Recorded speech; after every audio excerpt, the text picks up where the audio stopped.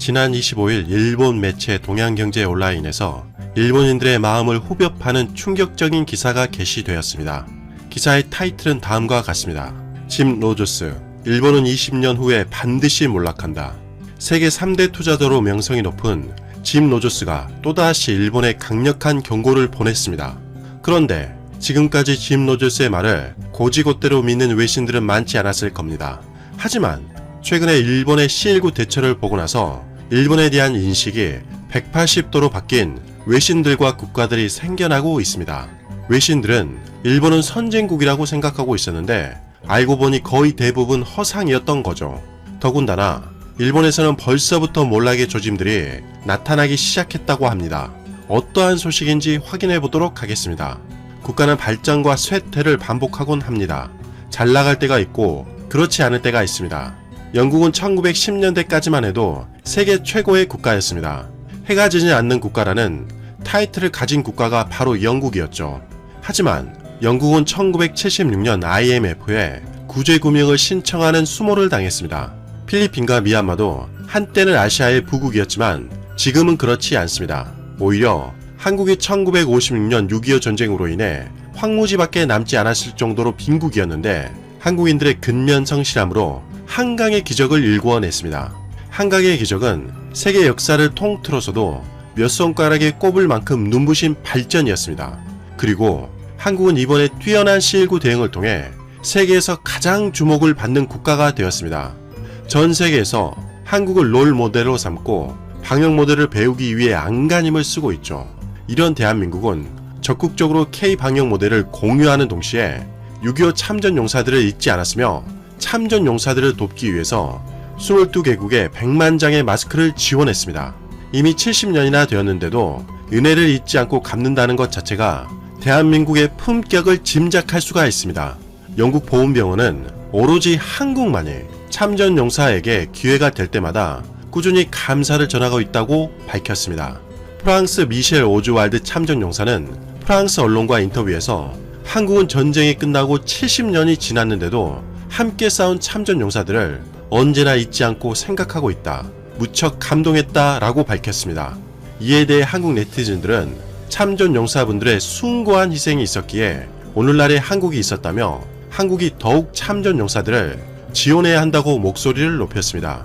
그리고 참전 용사들을 위해서 마스크 100만 장이 아니라 뒤에 0을 몇 개를 더 붙여서 보내줘도 전혀 아깝지가 않다고 말할 정도였습니다. 한국이 전 세계적 위기 상황 속에서도 70년 전의 은혜를 갚을 수 있을 정도로 성장한 것입니다. 이렇듯 국가는 흥망성쇠를 반복합니다. 그런데 지금 칠흑같이 어둡고 암울한 미래가 일본에 불어닥치고 있다고 짐 로저스는 분석한 것입니다. 기사를 확인해보면 짐 로저스는 일본은 미래의 문제에 대해서 너무 외면하고 있다고 덧붙이며 일본의 장기적인 전망에 대해서 이야기를 풀어나갔습니다. 1968년에 세계 제2위의 경제대국이 된 일본은 50년 이상 긴 세월에 걸쳐 번영해 왔습니다. 일본은 제2차 세계대전, 아니 그 전부터 힘든 문제를 여러 번 넘어왔습니다. 그러나 현재 직면하고 있는 심각한 문제에 대해 일본은 너무 외면하고 있다는 것이죠. 일본의 부채는 상상도 할 수 없을 정도로 불어났으며 인구수는 계속 줄고 있는 것이 현실입니다. 여기서 잠시 얼마나 일본의 부채 비율이 심각한지 간단히 확인해 보겠습니다. 다음 자료를 보시면 아시겠지만 일본은 현재 전 세계에서 부채 비율 1위를 당당히 차지하고 있습니다. 일본은 부채 비율이 237.54%에 달해 경제 파턴으로 혼란에 빠진 베네수엘라보다 더 높습니다. 다음 자료를 확인해보면 일본의 국가 부채는 대략 9조 달러로 원화로 대략 1경 1139조에 달합니다. 상상이 가지 않을 정도로 엄청난 금액입니다. 이런 상황에서 일본 정부는 C19 감염 확대에 따라 10만 엔을 일률적으로 지급하는 등 민간 지출을 합한 사업 규모만 117조에 달하는 긴급 경제 대책을 결정했습니다. 마이니치 신문이 지난 5월 27일 보도한 기사에 따르면 일본의 1차, 2차 추경을 합한 전체 사업 규모는 대략 233조 엔, 원화로 2684조라고 합니다. 일본의 GDP의 무려 40%에 달하는 금액을 경제 활성화를 위해 쏟아붓는 것입니다. 원화로 2684조가 얼마나 큰 금액인지는 대한민국의 1년 예산과 비교해보면 명확해집니다. 2020년 대한민국의 국가예산은 512.3조 원이죠. 일본이 이번에 지원한 금액만 대한민국 1년 예산의 무려 5배가 넘는 금액입니다. 그렇지 않아도 일본의 빚은 엄청난데 또다시 빚을 내어 돈을 쏟아붓고 있으니 일본의 부채 비율은 더욱 높아질 수밖에 없습니다. 그런데 문제는 이렇게 지원한다고 해도 별로 효과를 거두지 못한다는 얘기가 들리고 있습니다. 경제 지원 정책은 타이밍이 매우 중요합니다. 하지만 일본은 다른 국가와 비교해보면 지원 대책이 너무 늦어 이미 도산한 중소기업들이 많다는 것입니다. 또한 여전히 C19로 경제활동이 위축된 상태이기에 소식통에 따르면 일본은 긴급 사태가 해제되었지만 경제활동이 이전 상태로 돌아가지 않을 가능성이 매우 높다고 합니다. 당연히 빚은 무한히 생기는 것이 아니기에 더 이상 채무를 늘리게 되면 일본의 신용 등급에도 상당한 악영향을 끼칠 가능성이 높습니다. 그러면 일본의 경제 상황은 더욱 나빠지는 악순환에 빠지게 되는 것이죠. 다시 일본 매체 동양경제를 확인해보면 이런 상황에서 일본에는 더욱 무서운 미래가 기다리고 있다는 것입니다. 어마어마한 속도로 늘어나고 있는 일본의 국가 부채를 줄이지 않은 한 일본은 장기 침체에서 벗어날 가능성이 거의 없다는 것이죠. 물론 기사에 따르면 현재 일본은 외면상으로는 그러한 조짐을 체감하지 못할지도 모른다고 운을 뗐습니다. 하지만 짐 로저스는 그 부분에 대해서 이렇게 지적했습니다. 국가는 흥망성쇠를 계속하는데 이번 C19가 혁명까지는 아니더라도 세계인의 생활 행동에 큰 변화를 가져왔다는 것이죠. 세계는 C19를 통해 몇 년 혹은 수십 년에 걸쳐 일어날 변화를 가속화시키는 작용을 하고 있다고 덧붙였습니다. 예를 들어 C19 이후 재택근무가 급격히 늘어나거나 인터넷 쇼핑이나 배달 문화가 폭발적으로 증가하는 것은 그러한 변화의 하나일 뿐이라는 것입니다. 당연히 뒤처지지 않기 위해서는 이러한 변화에 적응해야 합니다. 그런데 문제는 일본의 대응입니다. 첨단 21세기에 일본은 여전히 종이나 도장 문화가 뿌리 깊게 남아 있습니다. 이번에 일본 정부가 10만 엔을 지급했지만 온라인으로 신청하기 어려워 관공서는 아수라장이 되었습니다. 일본이 고질적으로 변화를 싫어하는 문화가 큰 방해물이 된 것입니다. 이런 점을 볼 때 다른 국가와 비교하면 일본은 효율성 측면에서 완벽하게 뒤처진 것이죠. 그리고 일본이 2021년 도쿄올림픽 개최로 경제를 부흥시킬 것이라며 한가닥 기대를 걸고 있는 것에 대해서 짐 로저스는 이렇게 일침을 놨습니다. 도쿄올림픽 개최보다는 이후의 일본 부채를 더 걱정하라고 타이른 것입니다. 올림픽을 유치하고 개최함으로써 정치인은 표를 얻을 수 있지만 올림픽이 경제적으로 국민을 위하는 일은 없다는 점을 지적한 것입니다.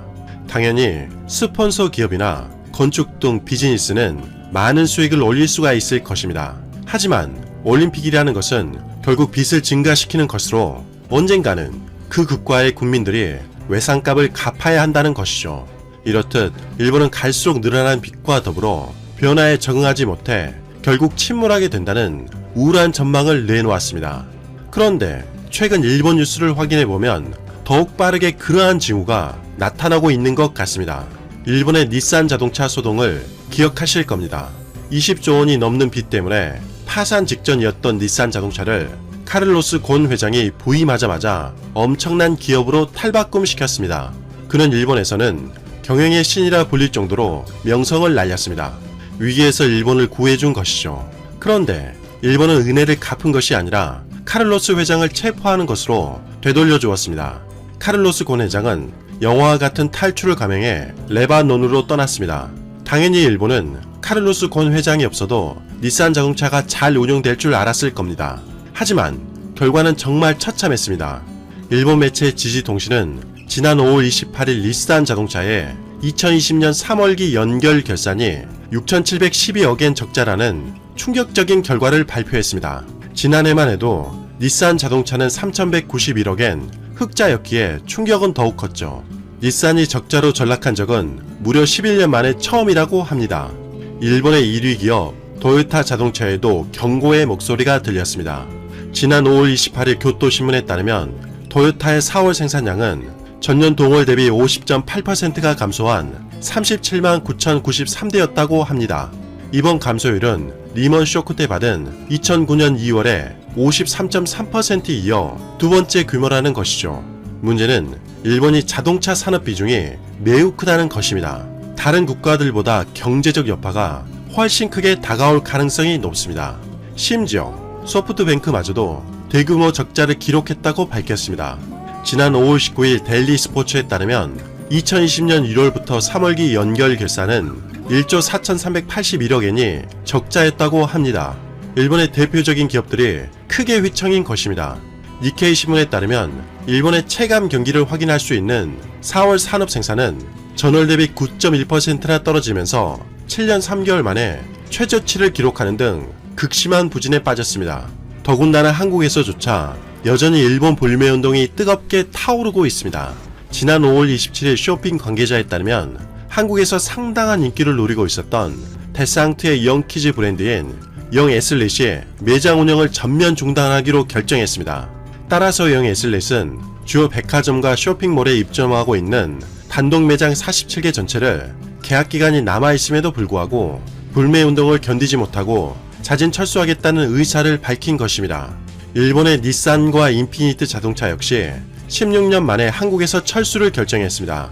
또한 지난 5월 24일 한국의 관세청에 따르면 4월달 일본산 소비재 수입액은 1년 전보다 37.2% 감소했으며 일본산 맥주 수입액은 지난해보다 87.8%나 급감했다고 밝혔습니다. 이렇게 일본의 상황은 날이 갈수록 악화되고 있습니다. 지난 5월 17일 OECD는 4월 경기 선행지수를 발표했습니다. 발표한 자료에 따르면 미국은 97.8에서 97.4로 떨어졌으며 일본은 98.8에서 98.4로 떨어졌습니다. 독일은 96.8에서 93.7로 3.1이나 폭락했습니다. 그런데 한국은 99.8에서 99.9로 0.1이 증가했습니다. OECD 32개 회원국 중에 유일하게 한국만 홀로 상승한 것으로 나타난 것입니다. 일본은 이런 상황에서 한국의 독도 도발과 수출 규제를 여전히 하고 있습니다.